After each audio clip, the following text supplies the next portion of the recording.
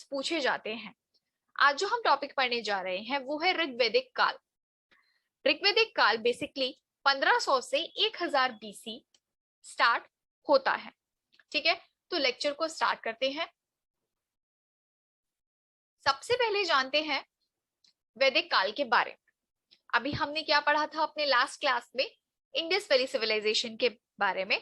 तो जब सिंधु घाटी सभ्यता का पतन हुआ था तो वहां से हमें आर्यों के बारे में पता चलता है। आर्यों के आगमन के पश्चात ही सिंधु घाटी सभ्यता पतन में आई थी। तो सबसे पहले जानते हैं वैदिक काल के बारे में। लेक्चर को स्टार्ट करते हैं। सिंधु घाटी सभ्यता के पश्चात भारत में जिस नवीन सभ्यता का विकास हुआ था उसको क्या बोला जाता है? आर्य सभ्यता या वैदिक सभ्यता के नाम से जाना जाता है। इस काल की जानकारी की हमें मुख्य स्रोत कहां से मिलते हैं? इस काल की जानकारी हमें मुख्यतः कहां से प्राप्त होती है? वेदों से प्राप्त होती है, जिसमें सर्वप्रथम कौन सा वेद आता है? ऋग्वेद, जो क्या है, सर्व प्राचीन होने के कारण सर्वाधिक महत्वपूर्ण माना जाता है। अच्छा, वैदिक काल को जो है ऋग्वैदिक या पूर्व वैदिक काल कहा जाता है और इसको दो भागों में विभाजित किया जाता है। बेसिकली वैदिक काल जो है वो आर्यों के आगमन का एकमात्र सोर्स है। ठीक है, हमें यहाँ से क्या आर्यों की जानकारी मिलती है वैदिक काल से, लेकिन इसको भी हम कितने दो भागों में बांटते हैं। सबसे पहले कौन सा काल आता है? ऋग्वैदिक काल, जिसे पूर्व वैदिक काल भी कहा जाता है, जो 1500 से 1000 ईसा पूर्व का है। और दूसरा जो काल आता है वो आता है उत्तर वैदिक काल, जिसमें क्या 1000 से 600 ईसा पूर्व माना जाता है। तो वैदिक काल को दो भागों में विभाजित किया जाता है। सबसे पहले हम जानेंगे ऋग्वैदिक काल के बारे में। ऋग्वैदिक काल 1500 से 1000 ईसा पूर्व, इसकी जानकारी के स्रोत क्या है इसको समझेंगे हम कि इसकी जो जानकारी है उसकी स्रोत क्या है। भारत में आर्यों के आरंभिक इतिहास के संबंध में जानकारी का प्रमुख स्रोत क्या है? वैदिक साहित्य है, जिनमें क्या क्या आते हैं? पुरातात्विक स्रोत आते हैं और साहित्यिक स्रोत आते हैं। ये वही स्रोत हैं जो हमने जब अपना सोर्सेस पढ़ा था, स्रोत के बारे में पढ़ा था, तो हमने ये वहां पर डिस्कस किया था। ठीक है, तो अब इसके बारे आगे पढ़ते हैं इसके बारे में। सबसे पहले आता है हमारा साहित्यिक स्रोत।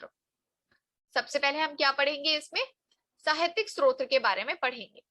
जैसे ऋग्वेद जो है उसकी जो संहिता है, ऋग्वेद की जो संहिता है वो ऋग्वैदिक काल की एकमात्र रचना है।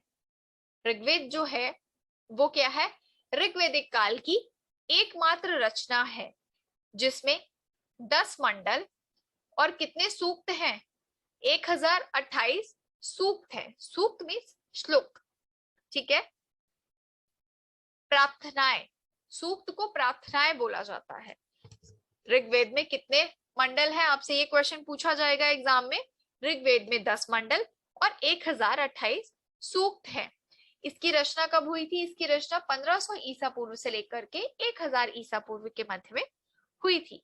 इसके कुल 10 मंडल हैं, जिनमें दूसरे से 7वां जो मंडल है वो सबसे प्राचीन माना गया है।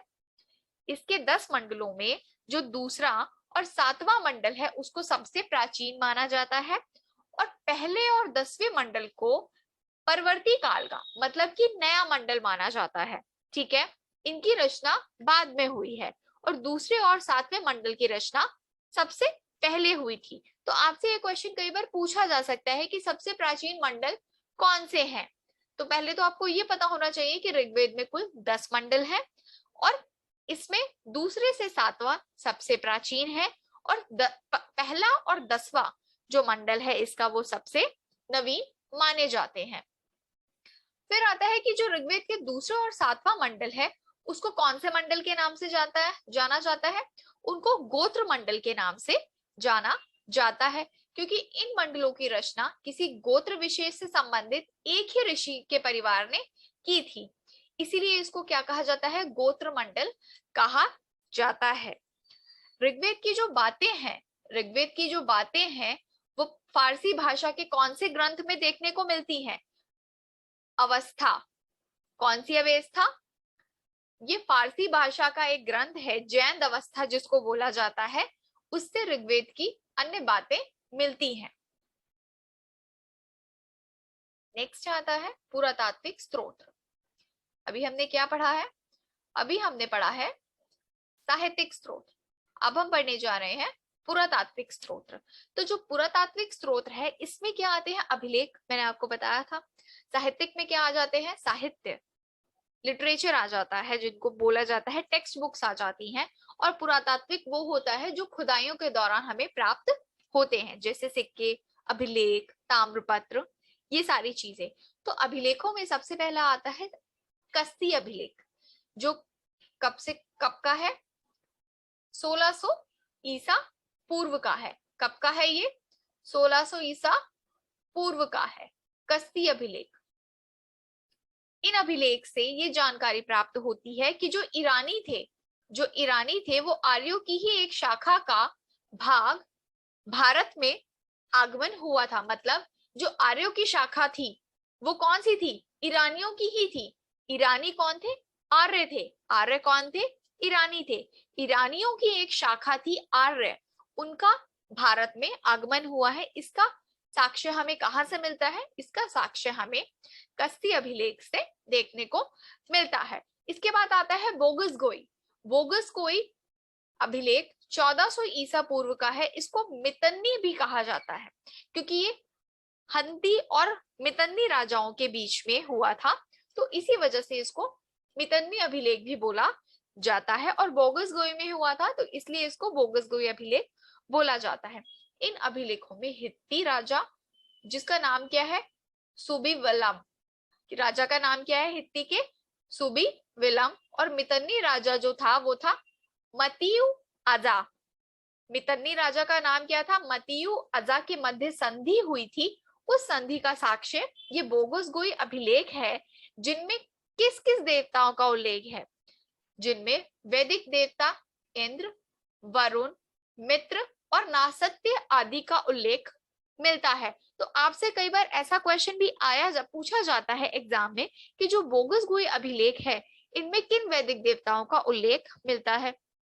आपसे ये चारों के नाम दे दिए जाएंगे।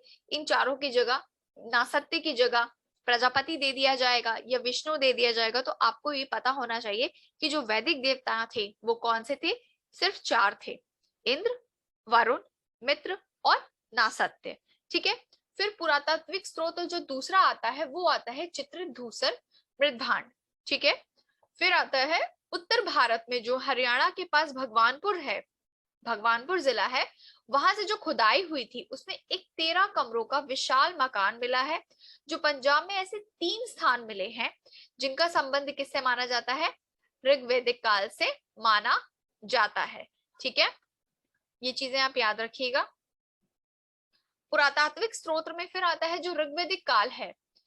ऋग्वैदिक काल के भौगोलिक विस्तार के बारे में, बस्तियों की जो स्थापना हुई थी उसकी जानकारी हमें कहां से मिलती है? हमें ऋग्वेद से ही मिलती है। क्योंकि ऋग्वेद में जो आर्य का निवास स्थल माना जाता है वो क्या माना जाता है? सप्त सैंधव क्षेत्र माना जाता है। ये कहा जाता है कि आर्य कहां से आए थे? सप्त सैंधव क्षेत्र से आए थे, जिनका मतलब क्या था? सप्त सैंधव का 7 नदियों का क्षेत्र, 7 नदियों का क्षेत्र सप्त सैंधव का। ऋग्वेद में आर्यों का निवास स्थान क्या माना जाता है? सप्त सैंधव माना जाता है। और सप्त सैंधव क्या है? 7 नदियों के क्षेत्र को माना जाता है। ऋग्वेद से प्राप्त जानकारी के अनुसार आर्यों का जो विस्तार था वो कहां तक था? अफगानिस्तान, पंजाब और पश्चिमी यूपी, उत्तर प्रदेश तक फैले हुए थे। आर्य जो थे, ऋग्वेद से हमें ये जानकारी मिलती है कि जो आर्य थे उनका विस्तार कहां कहां तक था? अफगानिस्तान में, पंजाब में और पश्चिमी उत्तर प्रदेश में। अब ये देखिए ना कि जो इंडिया का जो पश्चिमी भाग है, आर्य सिर्फ वहीं तक ही बसे हुए थे जहां पे कौन? पहले हड़प्पा सभ्यता थी। इसी वजह से मार्शल ने ये अंदाजा लगाया कि आर्य जो थे वो सिंधु सभ्यता के पतन का एक महत्वपूर्ण कारण थे। ठीक है। फिर आती है जो सतलुज नदी है, सतलुज से यमुना नदी का क्षेत्र को क्या कहा जाता है? ब्रह्मवर्त कहा जाता है, जिसे ऋग्वैदिक सभ्यता का केंद्र माना जाता है। तो आपसे ये क्वेश्चन बनता है एग्जाम में कि ऋग्वैदिक सभ्यता का केंद्र क्या था? ये भी आ सकता है ब्रह्मवर्त था, या ये हो सकता है कि ब्रह्मवर्त का जो क्षेत्र है वो क्या कहलाता है? तो सतलुज से यमुना नदी के क्षेत्र को क्या कहा जाता है? ब्रह्मवर्त कहा जाता है, जो ऋग्वैदिक सभ्यता का केंद्र माना जाता है। फिर आती है ऋग्वैदिक आर्यों की जो पूर्वी सीमाएं हैं वो हिमालय और तिब्बत तक थी, और उत्तर में ये कहाँ था? तुर्कमेनिस्तान तक फैला हुआ था, और पश्चिम में तो अफगानिस्तान में था ही। पूर्व में कहा था? हिमालय और तिब्बत में था, उत्तर में तुर्कमेनिस्तान में चला गया, और पश्चिम में अफगानिस्तान में था, और दक्षिण में ये कहां तक था? अरावली पर्वत तक फैला हुआ था ऋग्वैदिक आर्यों, जो आर्य जनजाति थी वो। अब आती है ऋग्वेद काल की सामाजिक व्यवस्था के बारे में। हम जानते हैं कि ऋग्वैदिक काल का समाज कैसा था। तो ऋग्वैदिक समाज का जो काल था वो बेसिकली कैसा था? एक जनजातीय या कबीली समाज था, कबायली, ठीक है, जहां पे सामाजिक संरचना का आधार क्या था? जनमूलक था, जाति मूलक नहीं था। उस समय पे जो है ऋग्वैदिक काल में समाज जो है जातियों में विभाजित नहीं था।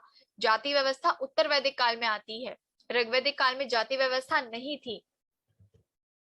फिर आता है ऋग्वैदिक कालीन जो समाज है वो क्या था? कई इकाइयों में बटा हुआ था। इनके समाज की लघुत्तम इकाई क्या थी? परिवार था, कुल अर्थात परिवार। आपसे ये क्वेश्चन पूछा जाएगा कि परिवार को क्या कहा जाता था ऋग्वैदिक काल में? तो कुल परिवार को कहा जाता था। ये समाज की एक सबसे महत्वपूर्ण इकाई मानी जाती थी। इसके अलावा इसमें कई इकाइयों में विभाजित था समाज, जैसे कि ग्राम, विश, जन। इनमें क्या था? विभाजित था। कौन विभाजित था? समाज। कुल में, ग्राम में, विश में, जन में। विश में अधिक इकाइयां सम्मिलित होती थी, जिसका अर्थ होता था एक वंश या संपूर्ण जाति। विश का क्या मतलब होता था? एक वंश या संपूर्ण जाति से। अब ये देखो कि ऋग्वेद में विश का प्रयोग कितने बार हुआ है। ऋग्वेद में जो है वो विश का जो वर्णन है वो कितनी बार उल्लेख हुआ है? 171 बार, और जन का 275 बार उल्लेख हुआ है।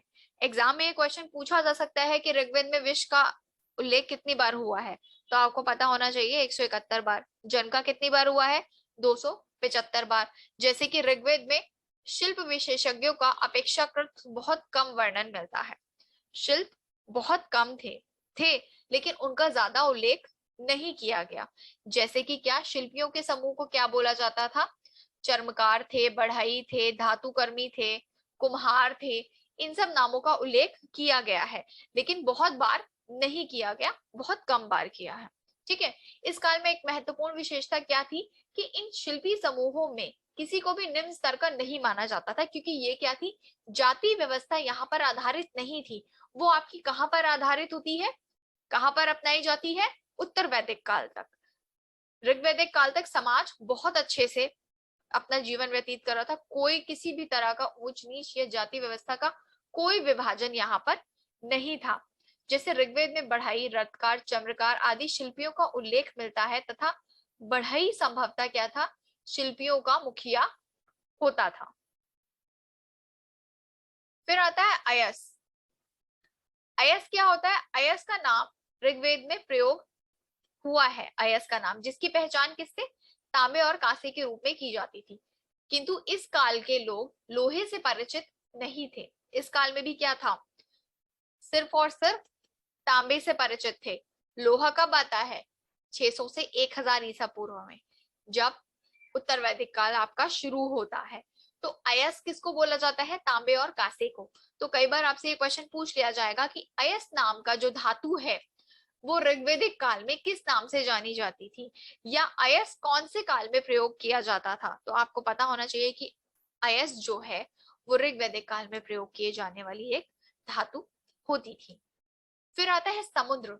समुद्र का भी जो प्रयोग है शब्द का, वो भी ऋग्वेद में हुआ है, लेकिन यहाँ पर इस बात का संकेत नहीं मिलता है कि इस काल के आर्य व्यापार और वाणिज्य से परिचित थे।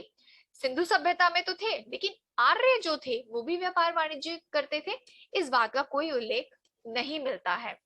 ठीक है, फिर आता है जो समुद्र शब्द है उसका ज्यादातर प्रयोग इस बात से किया जाता है, उल्लेख जल के जमाव से, मतलब समुद्र का क्या शब्द का प्रयोग किया जाता था या क्या अर्थ निकाला जाता था, व्यापार से नहीं किया जाता था, इसको किया जाता था जल के जमाव से, अगाध जल राशि के लिए। ठीक है, समुद्र का प्रयोग किया गया है। फिर आता है ऋग्वेदिक कालीन अर्थव्यवस्था जो थी वो कैसी थी, वस्तु विनिमय प्रणाली पर आधारित थी, क्योंकि व्यापार यहाँ पर नहीं था। जब व्यापार ही नहीं होता था तो आप लेन देन कैसे करेंगे, लेन देन कैसे होता था, वस्तु विनिमय पर, आप ये चीज दे लीजिए उसके बदले में ये चीज मुझे दे दीजिए, तो इस तरह से व्यापार किया जाता था यहाँ पे वस्तु विनिमय के आधार पर। अब इनकी अर्थव्यवस्था के बारे में जान लेते हैं कि इनकी अर्थव्यवस्था कैसी थी। तो ऋग्वेदिक काल की जो अर्थव्यवस्था थी वो कैसी थी, ऋग्वेदिक कालीन अर्थव्यवस्था मुख्यतः कैसी थी, ऋग्वेदिक कालीन अर्थव्यवस्था मुख्यतः पशुचारण पर आधारित थी। किस पर आधारित थी, पशुचारण पर आधारित थी, जिसका प्रमाण कहां पर मिलता है, जिसका प्रमाण हमें देखो ऋग्वेद में मिलता है। जैसे ऋग्वेदिक कालीन आर्यों की जो अर्थव्यवस्था थी उसका मुख्य आधार क्या था, पशुचारण था। इसका प्रमाण हमें ऋग्वेद में पशुओं के नाम से मिलता है, उनसे संबंधित विभिन्न प्रकार की वस्तुओं और पदनाम से मिलता है कि वहां पे कैसा था, पशुओं की प्राप्ति के लिए विभिन्न प्रकार की प्रार्थनाएं और अनुष्ठान किए जाते थे। इससे हम ये अंदाजा लगा सकते हैं कि पशु क्या थे, आय के प्रमुख साधन थे, क्योंकि ये लोग क्या करते थे, पशुओं का उपयोग बहुत करते थे, उनसे दूध दही ये सारी चीजें मिलती थी, तो ये लोग पशुओं को क्या माना जाता था, वहां पर अर्थव्यवस्था की रीढ़ माना गई है, मुख्यतः गाय को। ठीक है, देखो जैसे इसमें आ रहा है ना, गाय इन पशुओं का सबसे महत्वपूर्ण स्थान था गाय का, क्योंकि इसको क्या संपत्ति का प्रमुख स्रोत माना जाता था, इसको क्या अघन्या अर्थात न मारे जाने योग्य भी कहा गया है। अभी टीजीटी के एग्जाम में, यूपी टीजीटी का जो रिसेंटली अभी एग्जाम हुआ है उसमें एक क्वेश्चन आया था कि अघन्या से क्या तात्पर्य है, उसमें लिख दिया तीनों चारे इसका डेफिनेशन। तो आपको पता होना चाहिए कि अघन्या का मतलब क्या होता है, ना मारे जाने योग्य, क्योंकि गाय जो थी वो ऋग्वेदिक काल की एक महत्वपूर्ण बहुत ही उपयोगी वस्तु थी जिसका बहुत महत्व था। इसका प्रमाण गाय से संबंधित विभिन्न शब्दों के उल्लेख से मिलता है, जैसे गोमत, गोमत क्या बोला जाता है, गोमत को धनी व्यक्ति। ये क्वेश्चन अभी पीजीटी यूपी में आया था, यूपी पीजीटी में रिसेंटली जो अभी एग्जाम हुआ है उसमें गोमत पूछा गया था कि गोमत से क्या तात्पर्य है। तो आपको ये जो वर्ड्स हैं इसको याद रखना होगा, हर एग्जाम में आपसे पूछा जाता है, जीआरएफ में ही नहीं हर एक एग्जाम से, जो जिसमें भी हिस्ट्री आती है हायर लेवल की उसमें ये क्वेश्चन पूछा जाता है इस तरह के। जैसे गविष्ट, गविष्ट क्या है, गाय की खोज, गोपति गाय का रक्षक। फिर आता है ऋग्वेद में कृषि से संबंधित प्रक्रिया कौन से मंडल में मिलती है, चतुर्थ मंडल में मिलती है। ये भी बहुत बहुत बहुत इंपॉर्टेंट है कि कृषि के बारे में, कृषि से संबंधित जानकारी हमें ऋग्वेद के कौन से मंडल से मिलती है, तो कौन से मंडल से मिलती है, चतुर्थ मंडल से, चौथे मंडल से मिलती है। ऋग्वेद संहिता के मूल भाग में कृषि के महत्व के केवल 3 शब्द ही प्राप्त होते हैं, जैसे उर्दर, धान्य और संपत्ति। इससे क्या पता चलता है कि कृषि का इनके जीवन में बहुत महत्व था। जैसे कृषि योग्य भूमि को क्या कहा जाता था, उर्वरा एवं क्षेत्र कहा जाता था। अब आपसे ये क्वेश्चन पूछ लेगा एग्जामिनर कि उर्वरा से क्या तात्पर्य है, तो आपको पता होना चाहिए कि उर्वरा का मतलब होता है कृषि योग्य भूमि। ये क्षेत्र से क्या मतलब है, ये क्षेत्र से क्या तात्पर्य है, तो क्षेत्र उसको कहा जाता है जो कृषि योग्य भूमि होती है, उसको क्या कहा जाता है, क्षेत्र कहा जाता है। और ये कहाँ पाए जाते हैं, ये ऋग्वेद में पाए जाते हैं, ये ऋग्वेदिक कालीन भूमि है। ठीक है, फिर आता है कृषि कार्य में। कृषि कार्य में संभवतः लकड़ी के बने हलों का प्रयोग किया गया था, क्योंकि लोहे का ज्ञान था ही नहीं, लोहा आया ही नहीं था, तो लकड़ी के बने हल से ही ये लोग क्या करते थे, अपना खेती और पशुपालन किया करते थे। फिर आती है इनकी राजनीतिक व्यवस्था। इनकी राजनीतिक व्यवस्था कैसी थी, ऋग्वेदिक काल में राज्य का मूल आधार क्या था, परिवार था। परिवार के मुखिया को क्या कहा जाता था, कुलप कहा जाता था, जो कि गोत्र संबंधों से बंधा रहता था। गोत्र ही संबंधों का मूल आधार होते थे। गोत्रों के आधार पर ही ग्राम का निर्माण होता था, जिसके प्रमुखों को क्या कहा जाता था? ग्रामीणी कहा जाता था। ये चीज आप याद रखिएगा कि जो समाज था ऋग्वेदिक काल में, राज्य का मूल अधिकार आधार क्या था? परिवार था। परिवार के मुखिया को क्या कहा जाता था? कुलप कहा जाता था, जो गोत्रों से संबंधित था। मतलब अलग अलग गोत्र, अलग अलग परिवार बनाते थे, और गोत्र के आधार पर ही किसका निर्माण होता था? ग्रामीण का निर्माण होता था, ग्राम का निर्माण होता था। और ग्राम के मुखिया को क्या कहा जाता था? ग्रामीणी कहा जाता था। और बहुत सारे ग्राम मिलकर क्या बनाते थे? विश बनाते थे, जिसको क्या बोला जाता था? प्रधान को विशपति बोला जाता था। विश से क्या बना? जन बना, जो तत्कालीन समाज की सबसे बड़ी राजनीतिक इकाई का प्रधान या राजा होता था। ठीक है, ये सारे जो टर्म्स हैं आपके एग्जाम में डायरेक्टली आपसे पूछे जाते हैं, इसलिए आपको ये याद होने ही चाहिए बहुत अच्छे से। जैसे इस काल में ध्रुव, यदु, तुर्वस, अनु एक संगठित जन थे, जिनको क्या बोला जाता था? पंचजन। वंशानुगत राजतंत्र शासन का सामान्य स्वरूप क्या था? वंशानुगत था। राजतंत्र शासन था, कैसे था? वंशानुगत, वंश पर आधारित था। किंतु कहीं कहीं राजा का निर्वाचन भी हुआ है। इसका उल्लेख हमें किसमें मिलता है? ऋग्वेद में मिलता है। अभी हम कोई भी वेद नहीं पढ़ रहे हैं, सिर्फ ऋग्वेद पढ़ रहे हैं, सिर्फ ऋग्वेद। उत्तर वैदिक काल में हम बाकी के जो 3 वेद हैं उसको पढ़ेंगे, क्योंकि उनकी रचना उत्तर वैदिक काल में हुई है। ऋग्वेद में सिर्फ ऋग्वेद की ही रचना हुई थी, और वहीं से ऋग्वेद काल का आरंभ माना जाता है। जहां पर कबीले के आधार पर बने हुए संगठन का उल्लेख कहाँ है? ऋग्वेद में है। जैसे कि ऋग्वेदिक काल में 3 तरह के संगठन थे। कैसे? सभा, विदत, समिति, गण। ये क्या थे? ये संगठन है, राजनीतिक संगठन है। ये संगठन विचारात्मक, सैनिक और धार्मिक कार्य देखते थे, और राजा इनके ऊपर क्या करते थे? नियंत्रण रखते थे। राजा के ऊपर ये जो थे संस्थाएं थी, वो नियंत्रण रखती थी। इनमें क्या था? सभा और समिति सबसे महत्वपूर्ण थी। और उत्तर वैदिक काल की रचना जब अथर्ववेद में हुई थी, तो उसमें सभा और समिति को क्या कहा गया है? प्रजापति की 2 पुत्रियां कहा गया है। किसमें? अथर्ववेद में। सभा और समिति की 2 पुत्रियां कहा गया है अथर्ववेद में। सभा और समिति को प्रजापति की पुत्रियां कहा गया है अथर्ववेद में। ये क्वेश्चन आता है कई बार। इसके बाद आता है सभा। सभा में वृद्ध लोग जो होते थे वो वहां पे बैठते थे, जबकि समिति किसकी होती थी? सामान्य, जो साधारण जन होते थे वो लोग वहां बैठते थे। ठीक है, ऋग्वेद में विदत नामक जो संगठन था उसका भी उल्लेख मिलता है, लेकिन जिसके बारे में माना जाता है कि ये जो संस्था थी वो सभी संस्थाओं में सर्वाधिक प्राचीन और सबसे पुरानी थी, जिसमें क्या महिलाएं भी भाग लिया करती थी। आपसे क्वेश्चन आ जाएगा कि ऐसी कौन सी संस्था है जिसमें महिलाएं भी भाग लिया करती थी? तो ऋग्वेद काल में विदत नामक संगठन था, जिसमें महिलाएं भी भाग लिया करती थी, और ये सबसे प्राचीन संस्थाएं थी। उसके बाद आता है धर्म। ऋग्वेदिक कालीन धर्म कैसा था? क्योंकि ये लोग बहुत ही धार्मिक थे, तो ऋग्वेदिक कालीन जो धर्म था वो कैसा था? आर्यों का सबसे बड़ा सरल धर्म था, क्योंकि ये लोग कैसे थे? ईश्वरवादी थे, पूर्णतः ईश्वरवादी थे। ऋग्वेदिक आर्य सांसारिक समृद्धि के लिए देवों की आराधना करते थे, क्योंकि इनकी जो आराधना होती थी वो मूर्तियों से नहीं होती थी। किससे होती थी? स्तुति पाठ से होती थी, या यज्ञों के द्वारा की जाती थी। जैसे अभी आपने देखा होगा ना, ऋग्वेद में कितने सूक्त मिले हैं? 1028 सूक्त मिले हैं। तो ये क्या है? प्रार्थनाएं हैं। किस लिए है? अपनी समृद्धि के लिए है। तो ये लोग क्या करते थे? देवों की आराधना करते थे स्तुति पाठ के द्वारा या यज्ञ के द्वारा। ठीक है, जिनमें क्या किया जाता था यज्ञ में? दूध, दही, सोम, मधु और अन्य के मंत्र की आहुति दी जाती थी। मतलब ये सारी चीजों के साथ साथ मंत्र उच्चारण होता था और उनकी आहुति दी जाती थी। किसके लिए? सांसारिक समृद्धि के लिए। ऋग्वैदिक देवताओं में सबसे ज्यादा महत्वपूर्ण कौन से थे? इंद्र, अग्नि, वरुण, सोम सविता, सूर्य, मारुत, विष्णु, पर्जन्य, उष्मा नहीं उषा आदि। ये 11 प्रमुख देवताएं थी। कितने प्रमुख देवता है? 11 प्रमुख देवता है, जिनमें सबसे ज्यादा महत्वपूर्ण कौन है?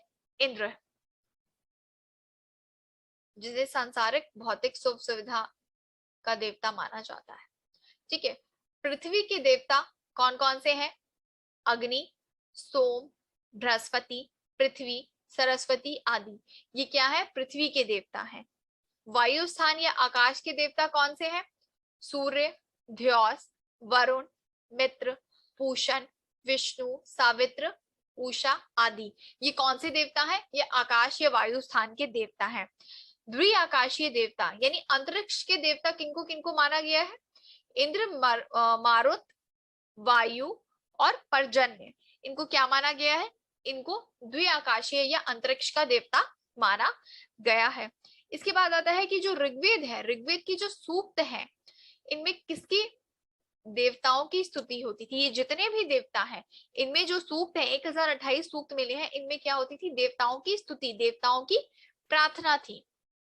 फिर आता है गायत्री मंत्र। गायत्री मंत्र का जो उल्लेख है वो ऋग्वेद में है। ये किसको समर्पित है? ये सावित्री यानी सूर्य देवता को समर्पित है। इसकी रचना किसने की? इसकी रचना विश्वामित्र ने की है। इसके बाद आता है ऋग्वेद का जो सबसे महत्वपूर्ण देवता, मैंने अभी आपको बताया ऋग्वेद में सबसे महत्वपूर्ण जो देवता है वो है इंद्र, जिनको क्या कहा जाता था? पुरंदर कहा जाता था। उन्हें वर्षा का देवता भी माना जाता था। वर्षा, सबसे ज्यादा पूजा जो है वो इंद्र की क्यों की जाती थी? क्योंकि इनको वर्षा का देवता माना जाता था। अब ऋग्वेदिक काल में ऐसी प्रचलन में थी कि ये लोग जो है, ऐसा विश्वास था कि अगर ये लोग इंद्र को खुश रखेंगे तो ये ज्यादा बारिश करेंगे, ज्यादा वर्षा करेंगे, जिससे क्या होगी? इनकी जो फसल है, जो कृषि है, वो बहुत ज्यादा उन्नत होगी। ऐसी इनकी मान्यता थी। इस कारण इंद्र जो है ऋग्वेदिक काल में बहुत ही महत्वपूर्ण देवता माने जाते थे। इंद्र की कितनी स्तुतियां थी? ऋग्वेद में इंद्र की स्तुति में 250 सूक्त समर्पित है। इंद्र को किस नाम से भी जाना जाता है? रथेष्ट, विजयेंद्र, सोमपाल, शतक्रतु, व्रतहन एवं मध्वा, ये इंद्र के अन्य नाम है। इसको भी आपको अच्छे से याद करना है, क्योंकि कई बार ये पूछ लिया जाएगा कि शतक्रतु किससे संबंधित है? तो शतक्रतु किससे संबंधित है? इंद्र से संबंधित है। ठीक है, क्योंकि इंद्र का अन्य नाम है। फिर आता है ऋग्वेद की जो दूसरे महत्वपूर्ण देवता है वो है अग्नि। इनको देवताओं और मनुष्य के बीच मध्यस्थ माना जाता है और इनकी स्तुति में 200 सूक्त समर्पित हैं। फिर तीसरे जो प्रमुख देवता आते हैं वो ऋग्वेदिक कालीन कौन से देवता हैं? वरुण हैं, जिनको जलनिधि का प्रतिनिधित्व माना जाता है। वरुण को क्या कहा जाता है? रतस्य गोपा कहा जाता है, अर्थात प्राकृतिक घटनाक्रम का संयोजक तथा असुर कहा जाता है। ठीक है, तो ये तीनों जो है सबसे महत्वपूर्ण देवता है ऋग्वेदिक काल के। इंद्र, फिर अग्नि, फिर वरुण। इसके बाद आती है लास्ट हमारी ऋग्वेदिक काल की नदियां। ऋग्वेदिक काल में ये क्या है? ये जो है ये पुराने नाम दिए हुए हैं। ये जो नदियां हैं ये नई है और ये पुराना नाम दिया गया है, प्राचीन नाम ऋग्वेद में। तो सिंध को प्राचीन में क्या बोला जाता था? सिंधु बोला जाता था। और व्यास, विपाशा, झेलम, वितस्ता, अस्कनी, चेनाब थी। अस्कनी प्राचीन नाम है ऋग्वेद काल का, जो चेनाब नदी का है। घग्गर को क्या बोला जाता था प्राचीन काल में? दृष्टद्युति। रावी परुशनी थी। सतलुज को शत्रुधि बोला गया। गोमल कौन सी नदी थी? गोमती नदी थी। गंडक सदानीरा थी और कुरुम जो थी वो क्रुमु थी। तो ये जो थे ऋग्वेदिक कालीन नदियों के प्राचीन और नए नाम थे, जो आपके एग्जाम में मैचिंग करने के लिए आते हैं। ठीक है, थैंक यू।